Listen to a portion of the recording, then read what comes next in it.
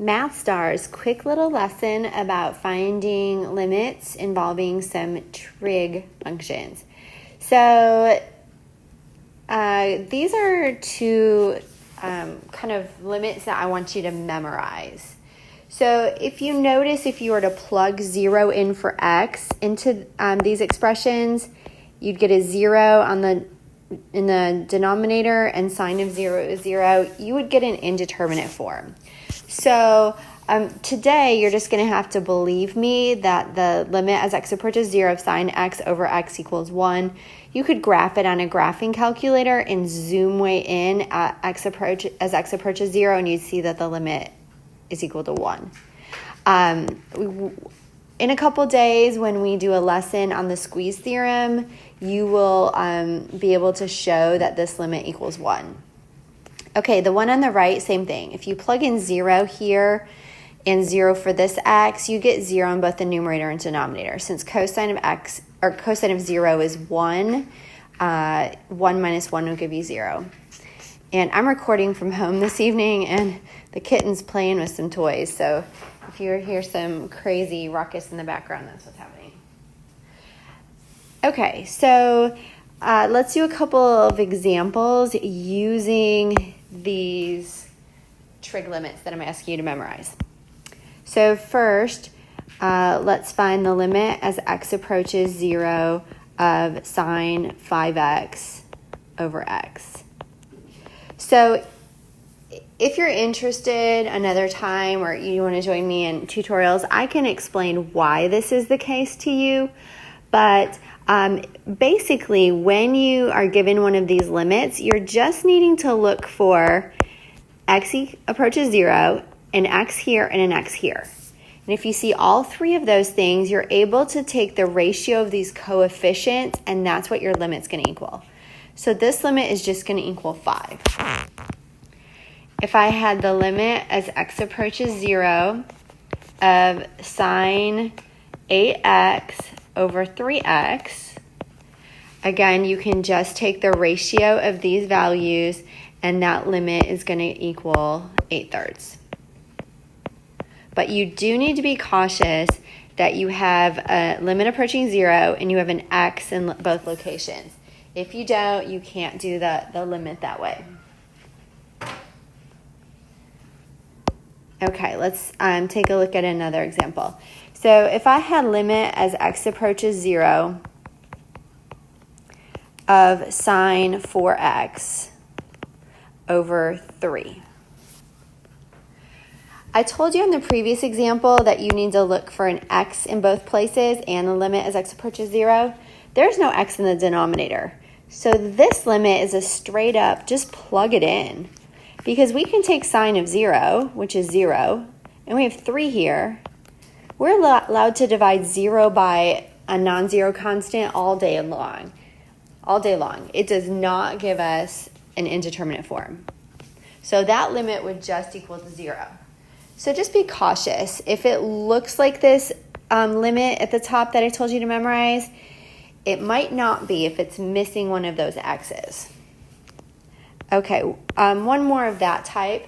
So if I had the limit as x approaches 0 of, let's say h sine x over x, and h is a non-zero constant.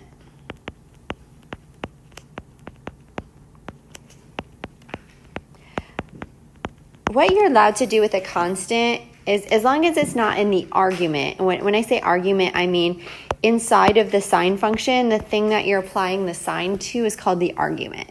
So the argument of sine is x. That x is like barricaded in jail. It cannot get out of there. But this h is just a constant multiplying by the function. You're allowed to move a constant out in front of that limit. So that would be the same as h times the limit as x approaches 0 of sine x over x. And as we know, this is equal to 1, so 1 times h is just h. So basically, this coefficient here is also going to be multiplied by the argument, and you can use that kind of ratio there to get your limit. Okay, and one more. Let me try to squeeze it in here.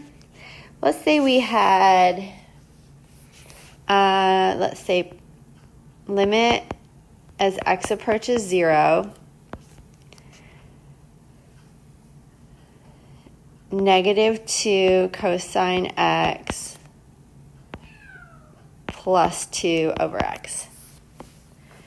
So this is similar to the other limit that I asked you to memorize at the top. We're just going to factor out a 2 and flip the order around. So we're going to get limit as x approaches 0. Factoring the 2 out, we get 2 and then 1 minus cosine x. So I just took the liberty of flipping the terms around in the numerator. Okay, and then look, the limit of this guy is equal to 0. Just like the previous problem, we're allowed to bring that constant out in front and multiply. And so we just get 2 times 0 is equal to 0. If I'm ever going too fast on this, of course, you're watching it on a device, so just pause and catch up and then resume playing.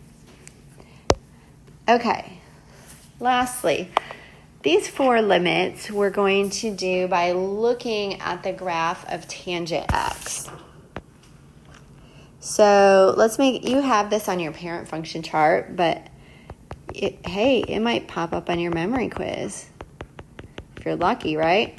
Okay, so let's go ahead and draw in the asymptotes. So tangent has lots of asymptotes. These are just 2. The next asymptote would be over here at 3 pi over 2. I'll draw that one in too.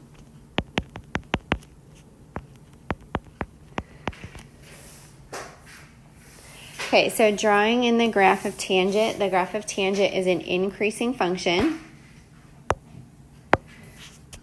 So it's easier for me to draw it this way, but there's our increasing function tangent.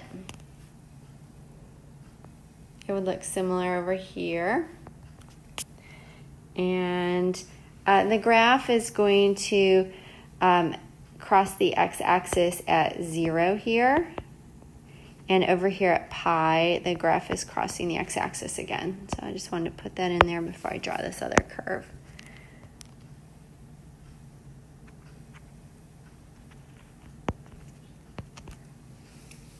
Okay.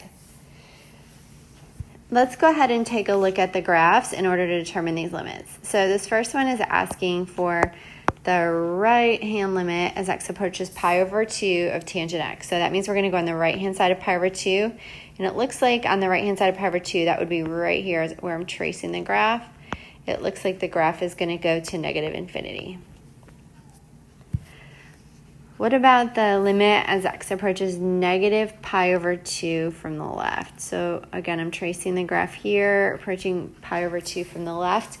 So that's going to be a positive infinity.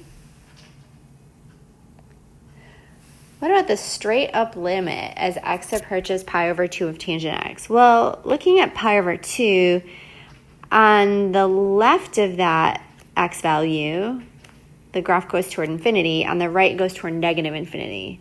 So this is a big fat DNE. And then lastly, the limit as x approaches 0 of tangent x, we can get that from the graph because tangent goes through the origin, so that's just going to be 0. Or since there's nothing funny happening at 0, there's no vertical asymptotes or holes or anything like that, we can just plug in. And tangent of 0 is equal to 0. Again, this is something that might pop up if you're taking that unit circle or the memory quiz. Tangent 0 equals 0. All right, that's it, Math Stars. Thanks for listening.